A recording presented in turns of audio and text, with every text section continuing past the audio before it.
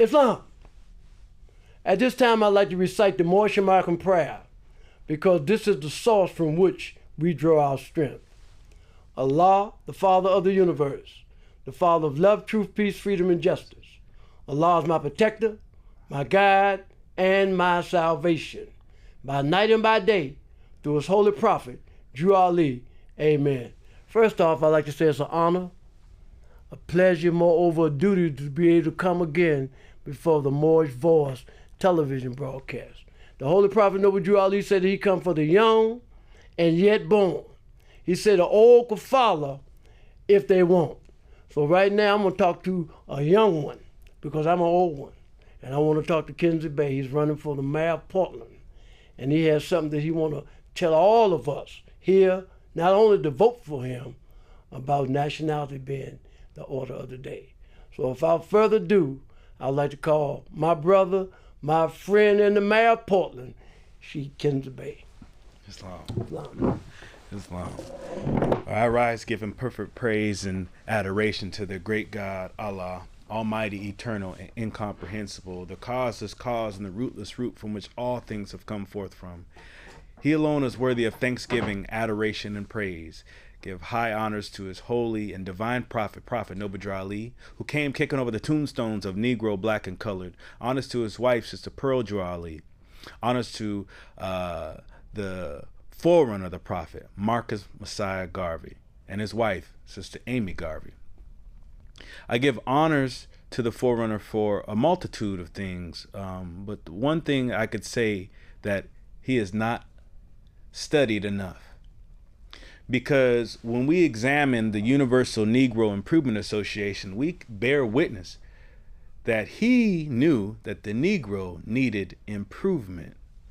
Not only improvement from the social ills that plague our society, but the psychological depths of destruction that plague our society and the human mind that impede on the development. So when we're dealing with what Marcus Garvey is, was, and always will be, we have to look a little deeper, because Marcus Garvey is more than just the red, black, and green flag. He was an individual who was bold enough to sacrifice his life for the betterment of his people.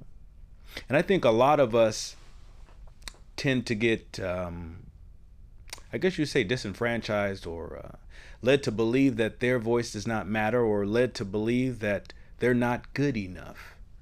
But see, the thing is that we had a battle cry from 2019 all the way up to today, you could say, where people say Black Lives Matter. Well, the thing is that the lives that they're referring to being called black, they do matter. The problem is that when you examine a characteristic of the term black, you get a multitude of different definitions, meaning it's not very specific. It's ambiguous. And when things are ambiguous, they are not able to be clear for people to conceptualize what it is that you're talking about. Example, Vice President Kamala Harris.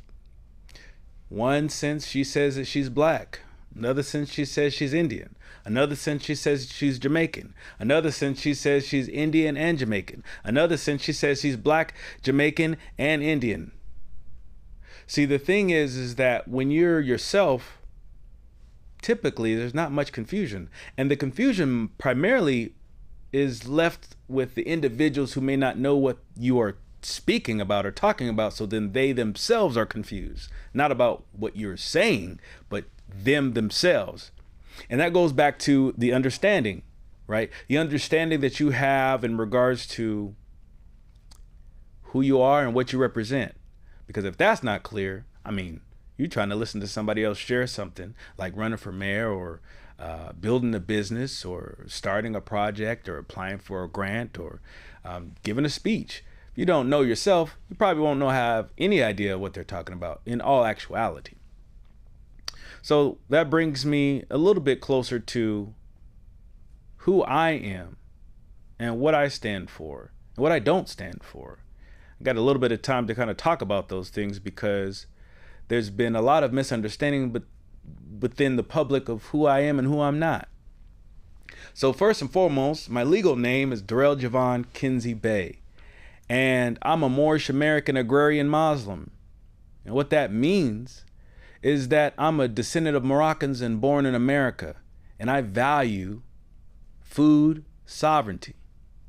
Food sovereignty is a concept that's being developed all over the planet Earth for the growth and development of the food system that affects everyone's lives and the creatures that exist on planet Earth, as well as the environment, the climate, the restoration and the regenerative approaches to sustainable consumption all across the planet. These things are valuable. They're very important. This goes into the water system, which the Moors of antiquity from 711 AD to 1492 were responsible for the growth and development of that economy in southern Europe, which is the Iberian Peninsula, which is now Portugal and Spain and France. That region was highly influenced by Moorish people, my ancestors. And some of your listeners that are out there, your ancestors too. And the unique thing about that is that they said that this was a time called the Dark Ages. And there was a form of a virus, if you will, in those days called the Black Plague. And it killed lots of people. It destroyed lots of families' lives. What the remedy was more rejuvenation and healing justice, which is what my campaign is about. So my ancestors took it upon themselves to add value to the community outside of their native community. They wanted to expand and extend outward these principles that we call love, truth, peace, freedom, and justice. Yet, people will call them racist or Islamic extremists and things of that nature. But at the end of the day, they cared for other people outside of themselves. In other words, you could look at it like this. Race pride is not racism. I'm going to say it one more time. Race pride is not racism.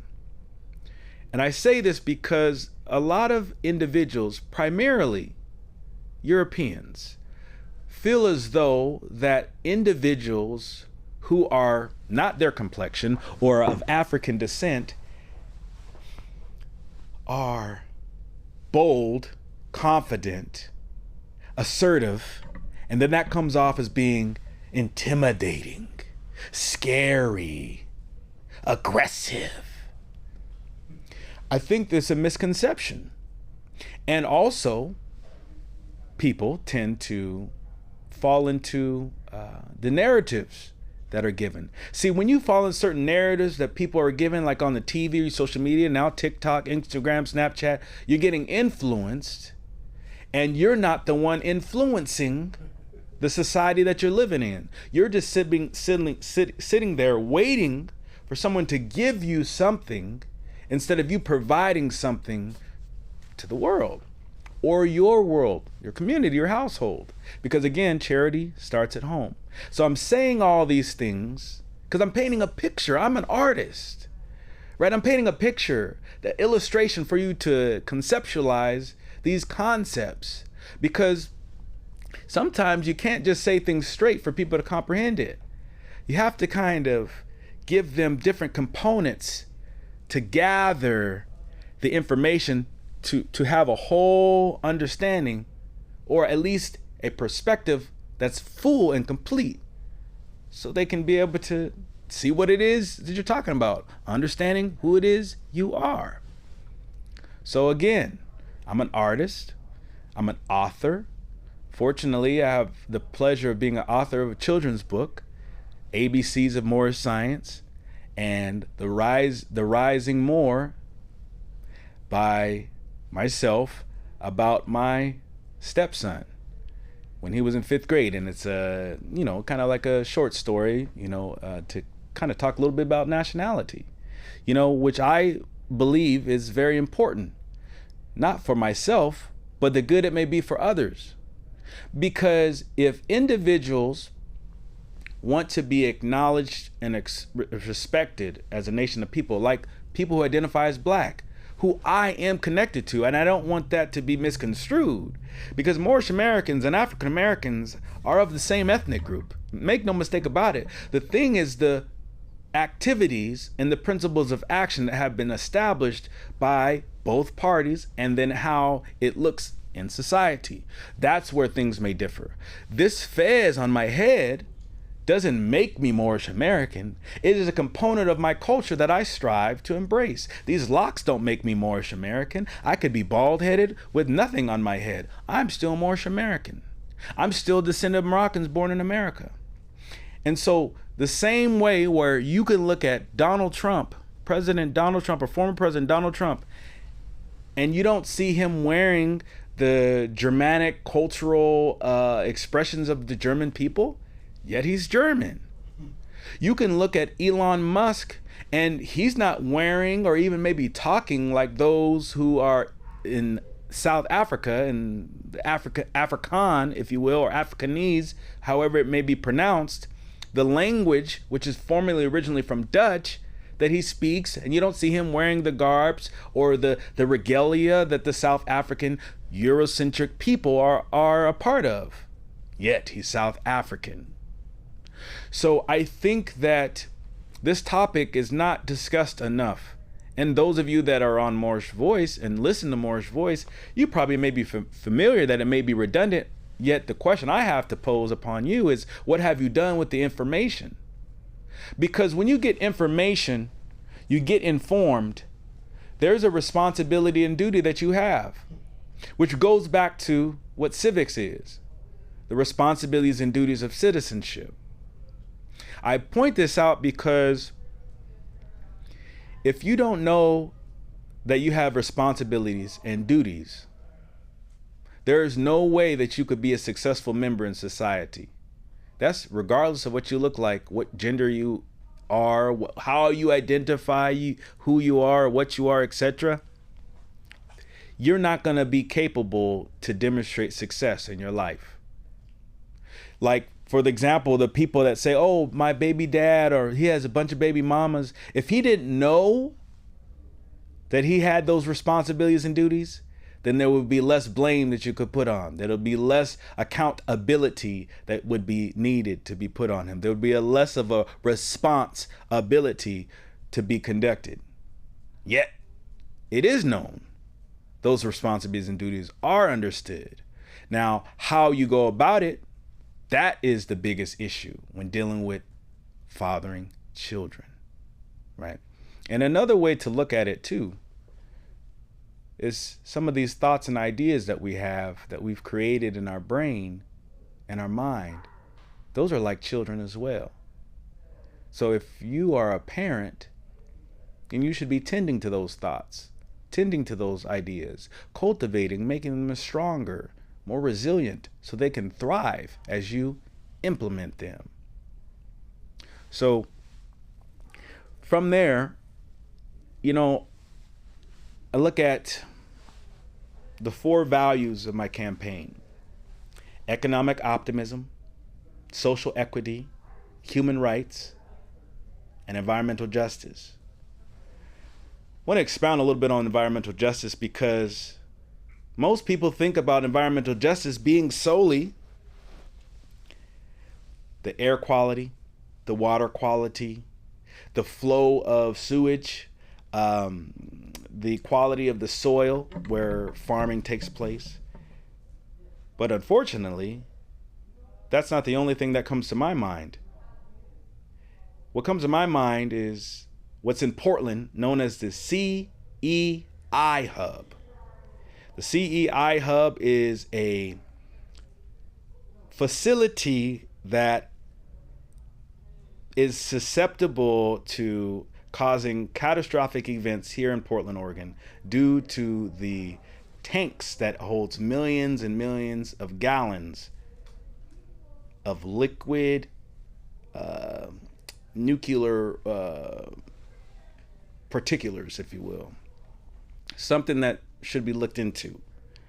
Second thing that comes to my mind is the unfortunate loss of life that took place out in, I believe it was Texas, Windsor, Texas, if I stand corrected. It was a high school. It was a school shooting. And 4 people lost their lives, and a handful were injured. And obviously everyone in the building were traumatized. That is an environment that's not pure.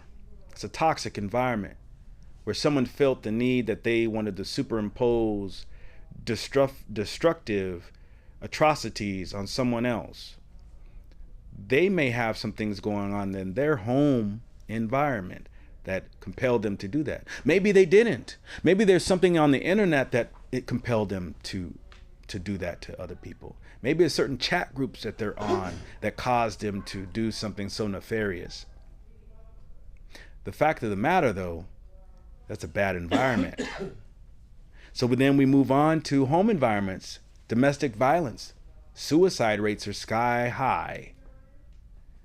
This is another environment that needs justice, deserves justice, because this is what the peace of society depends upon. That's right. Furthermore, we think about rent, the cost of rent. It's increasing day by day. And the Democratic Socialists of America have a campaign for a renter's bill of rights to put a halt on the rent increase, to be able to provide the ability for people to stay in their homes that they live in, so they're not houseless, so they're not on the streets, helpless. And furthermore, when we look at food deserts, food desert is a portion of a city or a community that does not have quality food access. They have what you call convenience stores where they may get food, and then that's it. And the nearest place to get food is 5, 10, 15, 20 miles away.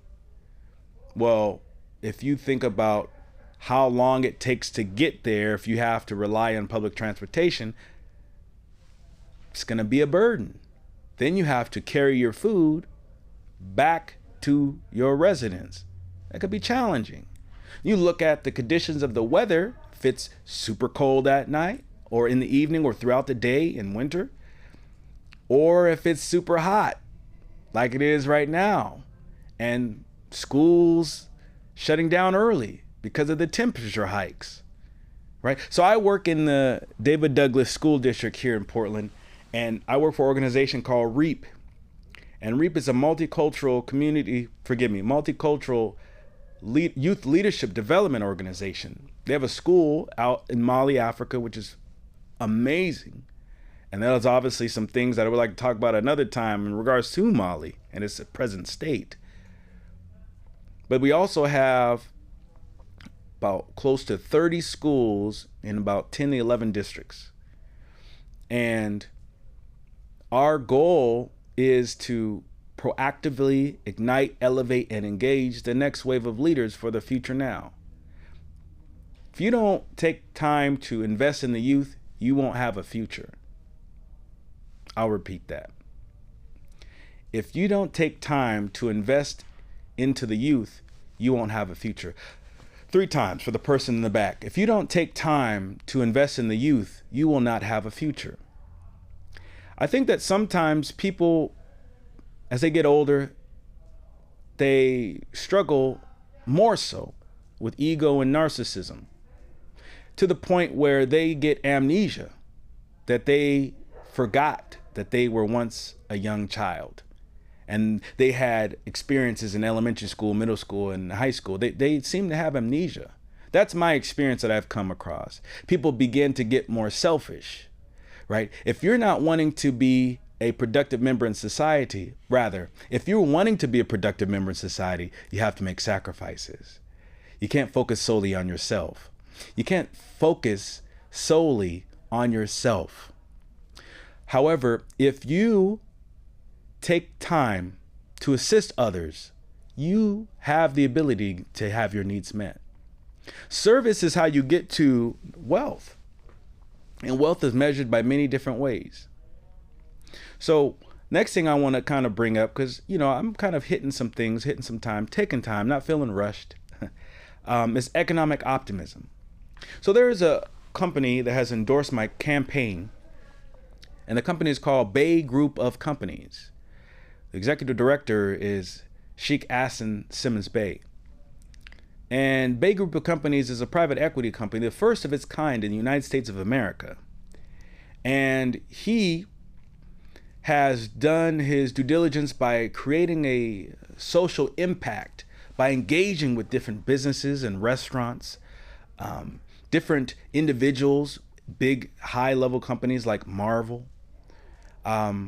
He has connected with different individuals that are in the political venue, like some individuals that work for Kamala Harris's campaign. And he's wanting to connect dots to add value. And so what he did is he connected with a company called In Kind Capital. And In Kind Capital is partnered with Bey Group of Companies, and Bey Group of Companies has endorsed my campaign to assist restaurant owners, not only in the country, but here in Portland, Oregon. So those of you that have small businesses here in Portland, Oregon, and you have a set of longevity, I would say more a year or more, and not necessarily only a brick and mortar, but primarily, non food trucks. Unless you have a contract, we go work with you. Just reach out, call me. And if not, if you have a flyer that's been circulating out from my team that's been passing out flyers, you can call me at 509-406-4853. And with this process of onboarding, we'll onboard the restaurant owners and get them the tools that they need to equip them to withstand any future setbacks like COVID. So the initiative is the Portland Restaurant Revitalization Initiative. However, the federal government had a restaurant revitalization initiative. Forgive me. The federal government had the Restaurant Revitalization Fund, and that was established around 2019, 2020, and then it shut down in 2023. And that money went to other people. And so we took it upon ourselves to revitalize the small businesses and the restaurant owners and the food and beverage industry, to invest in the food and beverage industry. And so you have two rounds of funding. The first round is $5,000 to $10,000 of funding. That's within the first 30 days of onboarding. The second round is one of my favorites because that's more exciting because there's a lot more you can do, and that's $100,000 to $5 million. Yes, you heard me correctly. The second round of funding that we're able to provide restaurant owners here in Portland, Oregon, and across Oregon, and across the United States of America at this very moment right now, with or without me getting elected, you could be able to get funding. First round is $5,000 to $10,000. Second round is $100,000 to $5 million. And that's a blessing. Furthermore, when we're talking about expanding out in the business industry beyond food and beverage, Bey Group of Companies has connected with National Business Capital. National Business Capital is a funding corporation that funds businesses. And the criteria for that is a 600 credit score and $30,000 monthly, I would say gross. Yes. No, net. Let's say net. Yes. $30,000 a month net. I believe it's gross, but I'll say net so you'll be able to slide in there if you're able to qualify. You want to overpromise, underpromise, and overpromise, and forgive me. You want to overpromise and overperform. There you go. But the thing is, that funding ranges from $10,000 to $5-10 million, and depending on the situation, it could possibly be more, depending on who is involved with that particular situation, dealing with that business. We got lines of credit. There's different installment loans. There's different business consultation services that are provided through Bey Group of companies. It's a multitude of things for those of you who are business owners anywhere in the United States above all, but particularly here in Portland, Oregon. So that's a great opportunity to add value, to build more jobs, provide more jobs and establish more workforce development, because you need to have quality workers to do a quality job, right? And so from beyond there, we now have a opportunity to continue this process towards food sovereignty, right? Because I want to go back to that. And working with Portland Clean Energy Fund through my nonprofit, the BIPOC Rise More Healing Center, which is a multicultural community leadership development organization. And our mission is to uplift fallen humanity and teach those things necessary to make us better citizens. That's right. And we have worked and connected and applied for grants for the transforming yards into farms. So we're going to be reaching out actively right now. I don't need to be elected for this, but actively right now, we're going to be looking at reaching out to different homeowners and renters and individuals in the community that may be houseless or may not be houseless, to be able to start on this project of transforming yards into farms. So this process is very important because it's not only just revitalizing the soil and putting seeds in the ground and then watering it. That's just one component. What we're wanting to do is connect with other organizations to be able to assist the homeowners or the individuals that are the farmers in this situation, or farm managers rather. And the excess, we want to support them in reassessing that food so it can go into being canned, right? Or go into being at a market, or they have resources that they can eat and trade with other local farmers for their own approbation, for their own ability to sustain themselves, to cut costs on the grocery store. And then also the distribution. So there's other companies or organizations, Friends of Trees, that has taken a part in harvesting the food from these trees, fruit trees, whether it be figs, whether it be apples, whether it be pears, peaches, apricots, etc. They take them and they process them, redistribute them, and get the system to extend itself, so it's not just going on the ground and going into waste and rotting. We want to kind of expand this food system, right?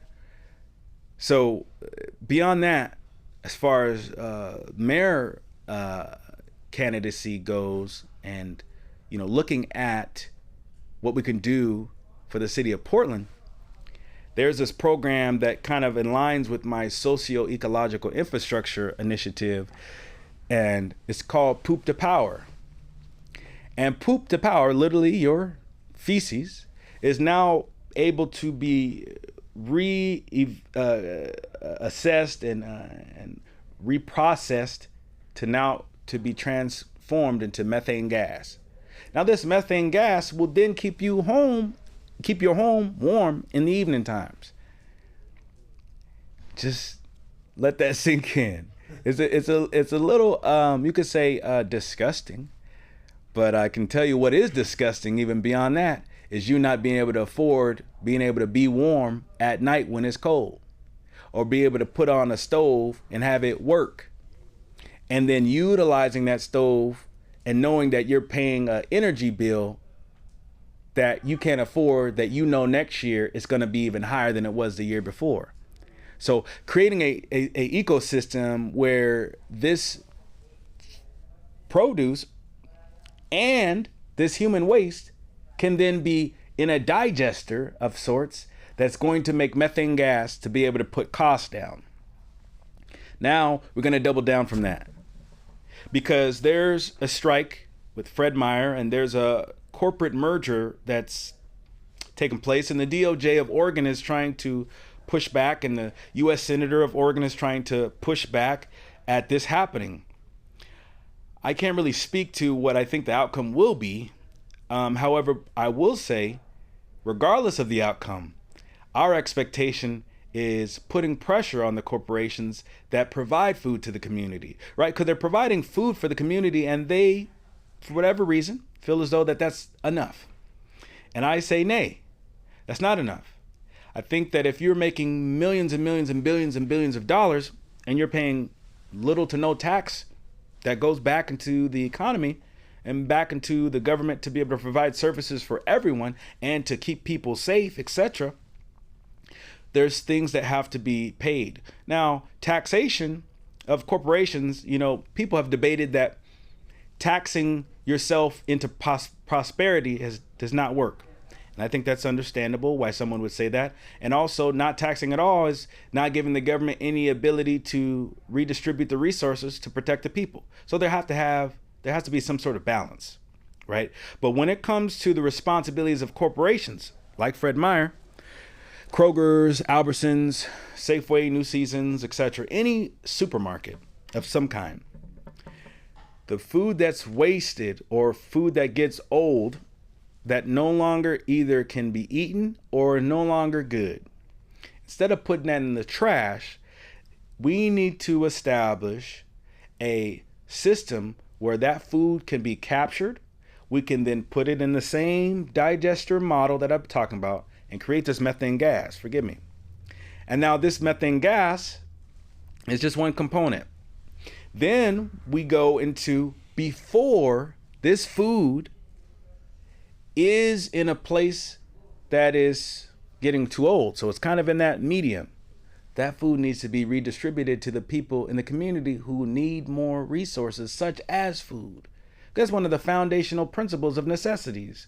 Food, clothing, and shelter, right? So food is the first one. So now we got this going.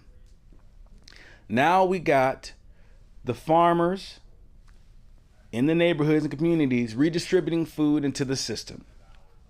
We have the food waste that's being repurposed into methane gas. Now we want to get into the solar panels and what's also called agrovoltaics. So agrovoltaics has many different models where you have farmers will have rows or beds, and there's a big, huge post, and there's a solar panel that goes, ebbs and flows with the sun, right? That's a valuable resource that we should have for the farmers, not just for the farmers, but for the ecosystem to be able to capture more energy, redistribute it to the grid so we can cut costs down, cost reduction, leveraging on Mother Earth to be able to supply us those needs like we did in ancient times, right? So that is a good thing. And another thing, agrovoltaics also has a component where, well, there's also fences. So you have fences too that capture the sun on both sides. But then you have ones that float on water. So they're floating on the water, capturing the sun, and redistributing those energy, the kilowatts, into the grid. Water's just there. Why not use the resources there? Then there's another innovative approach. It's a little spendy, but it's something worth looking into. There's a man named Moses West. It's a Moses West Foundation out of Michigan. And he has created a device, I can't think of the exact name, but it's dealing with the atmosphere and the water molecules. And the machine captures the water molecules in the air and produces H2O. And then you put the machine on, it does its thing. It probably takes maybe a day if you just bought it out of the box, if you want to put it all together. But once it gets all set, it's going to capture the water vapors, turn on the faucet, water's coming. Now that's over $500 million just for one of those. And so if we had a few of those in different parts of the community, and we set up a system where the water the system of either people wanting to get water or the water being redistributed in other avenues, that would help, such as water catching. I don't think that the water that is captured from the rain should just be going into the dirt or going into the concrete. That should be captured so we can redistribute it to the house or redistribute it to the building and have a quality filtration system to filter the water, to purify it so you can drink the water. You can now shower with the water. You can wash your hands. You can flush the toilet, right? And this is happening all the time, every time it rains, but we're wasting it. We're not utilizing the resources that we have to make things better for our conditions. And again, if we're able to capture rainwater, when we're able to capture rainwater and when we capture rainwater, we then will be able to minimize the cost. So you're minimizing the cost of the water from the rain. You're minimizing costs from the waste of your own body, which is going to happen. You're utilizing the system that picks up the waste, those green waste bins that you have here in Oregon.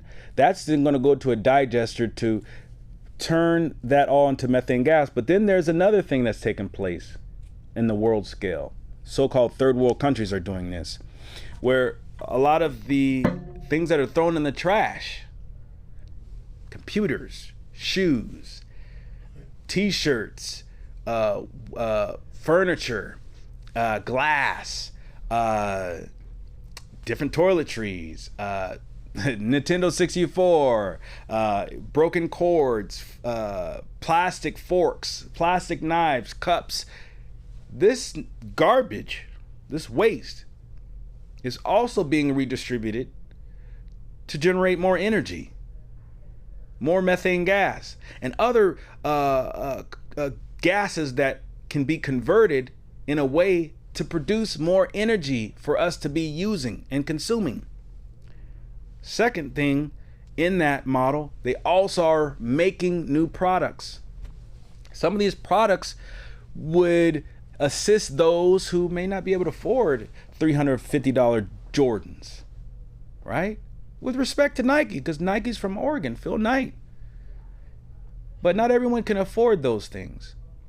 And also, when you're talking about the arts, wouldn't it be fascinating to be able to get all of this waste, repurpose it in such an innovative way that you can actually make your own clothes? You can have individuals go into this industry and start businesses, clothing lines with their own brand, their own way, their own niche, right? You can also assist with repurposing the tools that are used to build homes and tools that are used to farm. I mean, there's a plethora of things that we can reevaluate how we assess waste, how we assess so-called garbage, right? There's a big ban that's taken place with plastics, right? But if we understand that it can be repurposed, that's where innovation comes in. So there's something to just consider and ponder and reflect upon, because we have a lot of things that we can do with what we have, and it lies between the ears. Next thing I want to kind of talk about is community-based public safety. It's one of my initiatives for my campaign, and I think that when looking at the police, I was like thinking about, what people say, their sentiments that may be negative or positive about the police, their negative experiences that may be traumatic, etc. Unfortunately, they played a role in taking fathers out of homes and things of that nature when people have gone to prison, which is very, very sad. Then again, I began to think about who is really taking apart and destroying the society. Think of sex trafficking. Think of drug trafficking, right? I feel as though that the police could definitely use more support, but the support that I would love to give them, they may have to make adjustments, right? Because there's a institutionalized way of thinking that the police union, if you will, has cultivated for many, many generations. And there needs to be an adjustment. Police officer is going to be a police officer at the end of the day. They're going to do their part as they are instructed to do to enforce the law. Now, that enforcement, the perspective of how you're enforcing and who are you enforcing on and who are you protecting and who are you serving, that has to be reevaluated. And I don't need to be the one to be doing the reevaluation, because the Department of Justice is doing that right now for the Portland Police Bureau. So I think that their focus should be more on the what you call bigger fish in the sea, and then the lower level things. You know, the Portland Street Response can focus on doing those things, and the community organizations that add value to the neighborhoods, they can now work closer with Portland Street Response, and they can also work with the neighborhood associations like Miracle Club. Miracle Club is doing a wonderful job with supporting those in need with dealing with mental health addiction. Naya is doing that with those who are struggling with alcoholism, and those who are struggling with drug addiction, and those who need mental health and behavioral health support. That is what needs to be closer in the city, to be able to create a community that not only is resilient, right, but is thriving. So, for example, you have individuals that need to go into rehab.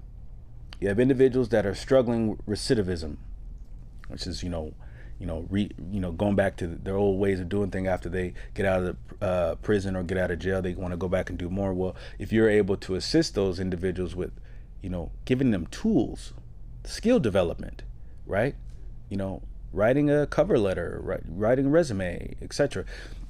The organizations that work with that social welfare component, they can work hand in hand with the neighborhood association and the Office of Civic Life out of City of Portland and Portland Street Response to kind of create another wraparound service system, another supportive hand to extend out to our brothers and sisters in society to make things more successful. Okay, I don't think it's very difficult. I think that it takes willpower. Marcus Garvey said, up, you mighty nation, you can accomplish what you will. Will also dealing with the wheels of industry, right? WHEELS, the wheels, because it's always turning, right? But the wheel should be turning and burning to be able to yearn for more, because a lot of us have been discouraged because we were very passionate at one time. We were very courageous at one time, and society took it upon themselves to say, hey, you don't matter. You're not good enough. You can't do it. Why would you want to do that? Why would you want to run for mayor? Why would you want to do this? What is that on your head? People are disenfranchised and they're misinformed.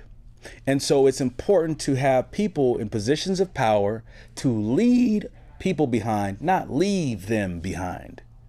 When we take initiatives and concerted effort to create programs, systems of influence, we have now an influence ecology that's plastered throughout the city. And then when we create a system that's so beautiful, we have the capability to duplicate it and work with Metro, work with Multnomah County, work with the state to then make it scalable. You make it scalable, you connect with other cities, then you have a system that is stress tested to the T. And now it can be showcased to the rest of the country. See, the thing about this, my campaign, is considering local, state, federal. Because my campaign, I believe, is national. Because if any opportunity where I get a chance to speak, I'm wanting to speak to not only the conditions of Portland, but I'm wanting to think about how can it affect all Americans. Because we're supposed to be working together from what I recall. The objective is, and it's just how we move about it. We have to just make some adjustments. So furthermore, beyond that, just a hint on the get back to the youth a little bit. The family-based public health initiative. Now, the county primarily does a lot with health services. Like that's pretty much their area of influence for the most part. I mean, they do other things, of course, but the county is heavily focused on health services. Someone said, well, why are you focusing on public health when the mayor's job's not to focus on public health? So, to those that have that sentiment about me and about my campaign, appreciate you. I think that a public servant is to serve the public. And the capacity in which you serve the public, quite frankly, for me, is how I want to do it. That's how I serve the public, is what I see my strengths are, and examine my weaknesses, be open to constructive criticism, and do my best, and keep my principles in my heart, and then share them with others, so we can increase on our ethical practices, we can increase on our moral standards, we can increase on our civic engagement and public awareness, because the public has to be informed to be able to act at all. And so if people are not informed, then people are in the dark. So people are in the dark, then there's a complete disconnect. So being a public servant, my job is to serve the public in the best way that I know how, right? Because I can't do everything, but I'm a visionary by heart. And there's things that we need to bring to the table. And that is the most valuable thing about my campaign, adding value to individuals' lives.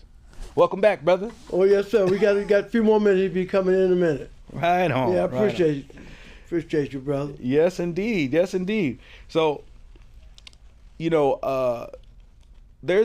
we can kind of recap a little bit by looking at the models. The models for community-based public safety that I was kind of speaking on can be examined in Newark, New Jersey. Mayor Ras Baraka is the mayor of Newark, New Jersey, and he created a model called Newark Community Street Team, NCST. And their model is similar, and the inspiration of how I wanted to kind of direct this approach to this public safety initiative. Because the public hasn't really been involved much in public safety. They're often excluded. And so when individuals are not empowered, then they're doomed to make other people powerless, to get themselves a false sense of power by taking or stealing or destroying things. And while they're doing that, they're destroying themselves. So the root of all of my campaign is, again, more rejuvenation and healing justice. Someone mentioned to me, say, well, I don't want a mayor who's focused on morality. I want a mayor who is a bureaucrat. Well, when you're talking about being a bureaucrat or talking about bureaucratic structures or bureaucracy, we're talking about business. And adding value to the human economy is a very intense business. Yet not many people consider that a part of business. But see, the thing too is reflection. Reflection is the business of man. That's right. Meaning, if you're not reflecting on how things look and the perception of others in which they look at you, what you're doing, you have a very poor business. And then we have a lot of concerns that people talk about corporate power. And corporate power is very much amoral. And one could say very narcissistic and predatory in its practices. So an individual that says, I don't want a mayor who has high moral standards. I want a bureaucrat. I think that this just things that we need to examine as to why we think the way that we think.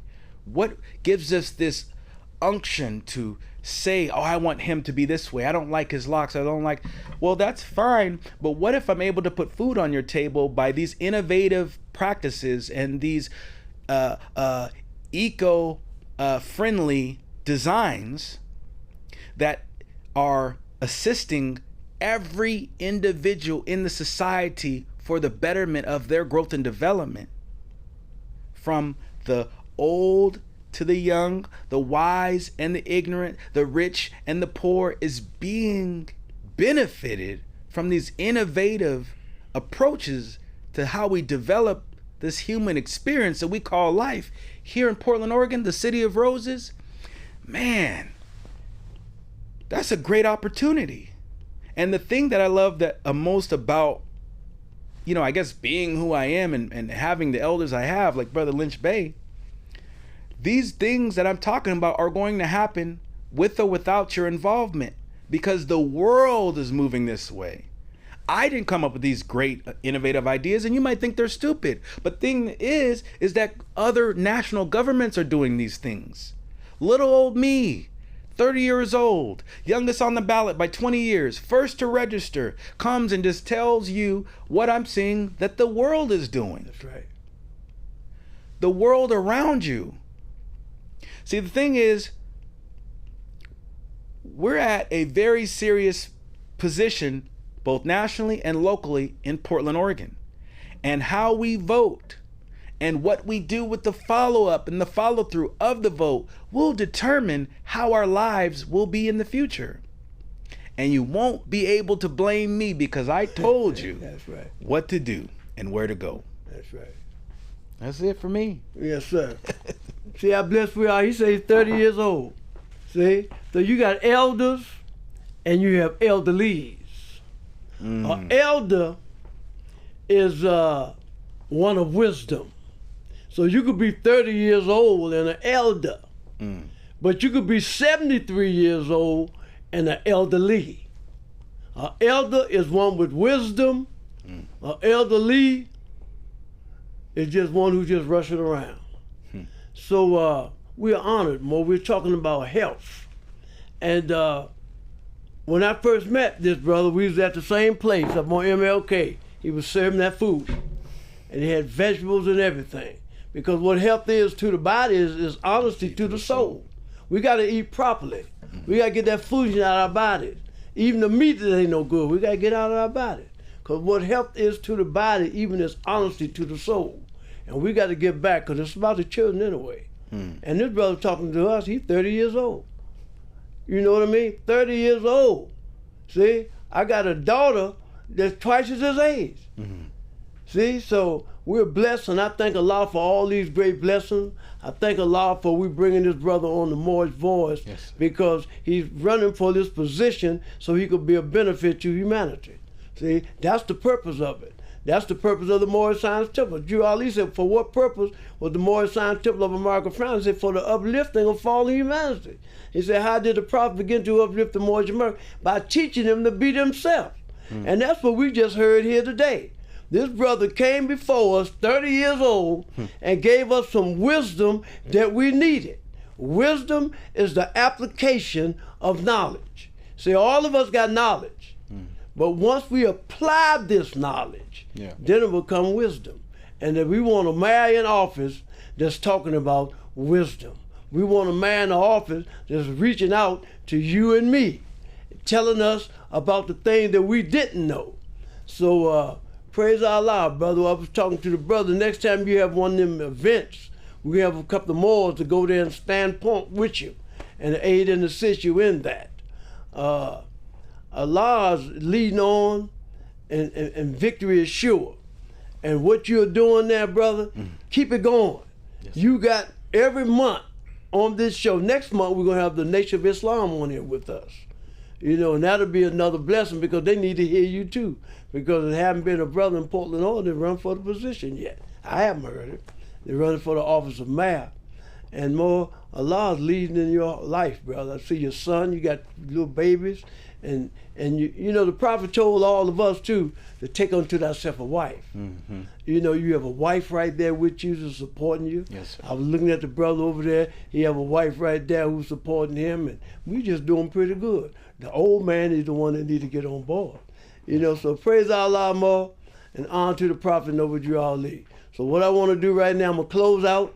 I'm gonna close out with the Moorish American prayer, because as I said earlier, there's never been any other person in America who's given to the people a prayer in the term of Moorish Science Temple of America. Durrell Ali brought us the Moorish American prayer. Mm-hmm. Nobody else. Tell me another organization that was in in the light of teaching us about ourselves and saying that they was a Muslim and that their religion was Islam. Nobody.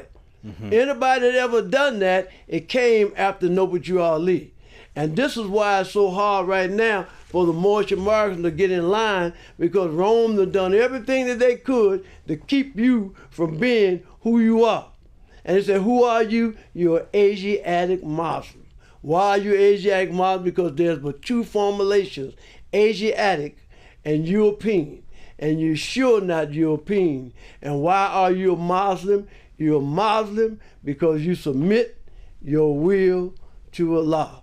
And how do you submit your will to Allah? By living according to the fruits of the Spirit. Mm. And what are the fruits of the Spirit? Is living according to love, truth, peace, freedom, and justice. Indeed. You love your brothers and sisters. You tell them the truth. Mm-hmm. That they live in peace, have freedom, yep, and justice will come to us all. So at this time, I'd like to recite the Moorish American prayer, the source from which we draw our strength. Allah, the Father of the universe, the Father of love, truth, peace, freedom, and justice. Allah is my protector, my guide, and my salvation, by night and by day, through his holy prophet, Durrell Ali. Amen. Praise Allah, Ma. Mo, that's beautiful, Mo. Man, I enjoyed that, man. And next week, I know it's going to be even better next month.